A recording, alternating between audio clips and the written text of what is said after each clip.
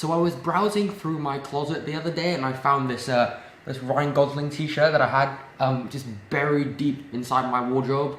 I think I've only worn this like once, and I don't think I'm ever going to wear it again. So I thought maybe, you know, for the First Man review, which stars Ryan Gosling, I may as well wear my Ryan Gosling t-shirt. But before we talk about First Man, I need to talk to you about Whiplash, and I need to talk to you about La La Land. Because if you've been a long-time viewer of this channel, or you've been a short-time viewer of this channel, or you've literally seen one video, then there is a very, very high chance that I have talked about Whiplash or La La Land in that video, because these two films, Whiplash especially, basically made me want to become a filmmaker. It basically gave me the courage to go on this path that I am on right now. And so it would be a massive understatement to say that Damien Chazelle's films have really changed my life. And this is a video that I want to make in the future, maybe like on a birthday or like a channel anniversary or something. But I thought I'd talk about it a little bit now as well, because it does contribute to my review of First Man. And I do think that it's safe to say that no other human being has been as affected by Damien Chazelle's films, especially Whiplash and La La Land, as I have. Not you, not you, not you, not you, no one.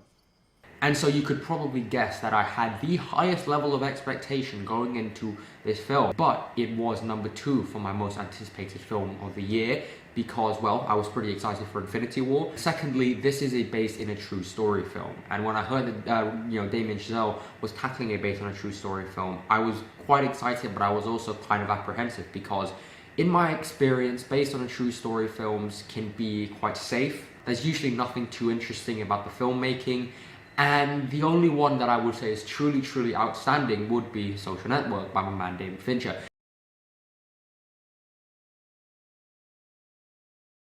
And of course, this film isn't written by Damien Chazelle, it's written by Josh Singer, who wrote Spotlight and The Post. Two films which I like. I don't love them. I think they're very sort of awardsy. And I think that, you know, they work, but there's nothing too mind-blowing about the screenplays in those films. And of course, if you've seen Whiplash especially, you know that Chazelle's dialogue in many ways is just as incredible as his directing. And I am not going to have my reputation in that department tarnished by a bunch of fucking limp dick, sour note, flattered on their girlfriend's flexible tempo dipshits. Got it?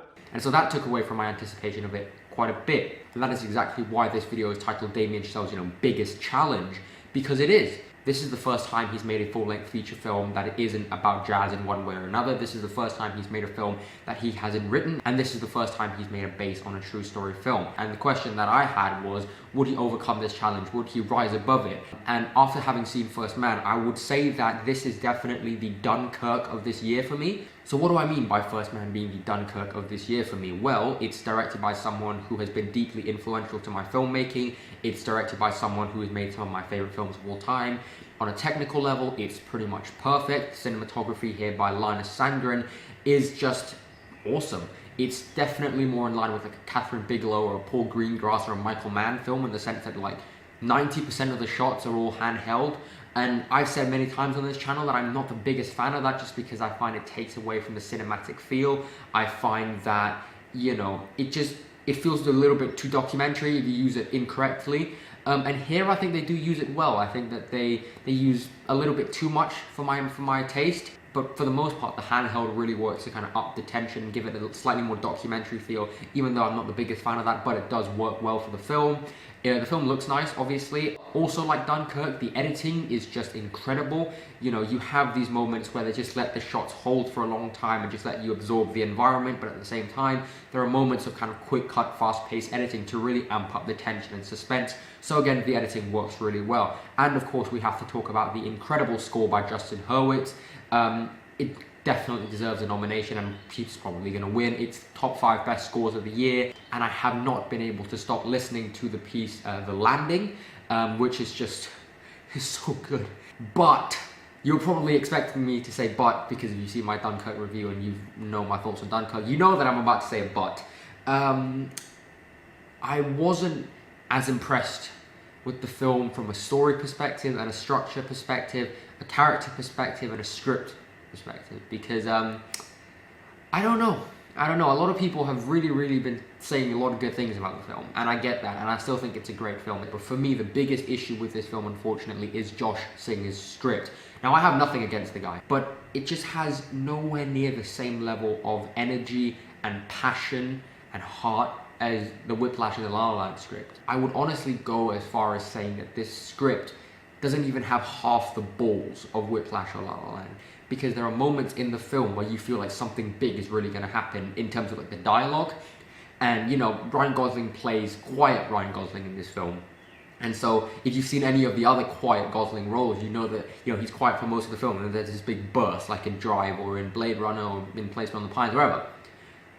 He's quiet for, you know, he's quiet Gosling for the film, and he never really has a moment of like a big emotional outburst.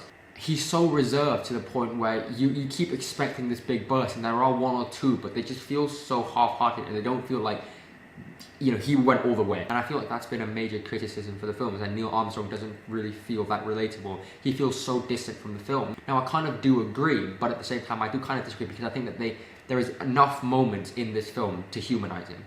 There's more than enough.